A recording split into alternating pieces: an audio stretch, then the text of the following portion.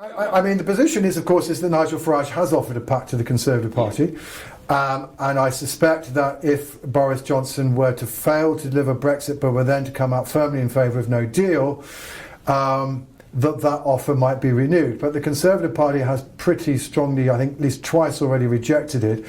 And you have to remember here that many of the people inside the Conservative Party, the history of this, and the reason why they are pursuing Brexit is not to crown Nigel Farage, but to bury him, to try and end this threat from the socially conservative Brexit Party direction. And that's why, again, saying earlier, it looks to be difficult to see how an accommodation could be reached.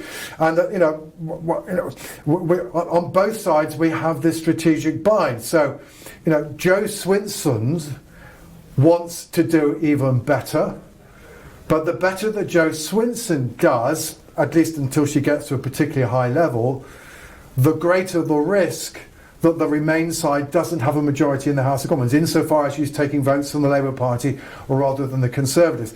Equally, the better the Brexit Party does, the lower the probability that we end up with a pro-Leave majority inside the House of Commons. So both of the insurgent parties, who at the end of the day are most clearly expressing the views of the Leave and Remain camps, their success, unless it reaches beyond a certain level, potentially undermines the broader Brexit calls that they're in favour of. But that's the difficulty that's created by a general election. And that's one of the reasons why you could argue that if indeed we feel that we should be consulting the people once more, it is not immediately obvious that a general election is the best way of doing that, because a general election, how people vote, gets structured through an electoral system that does not necessarily mean that the side which most people favour in terms of Brexit would necessarily be the side that wins an election.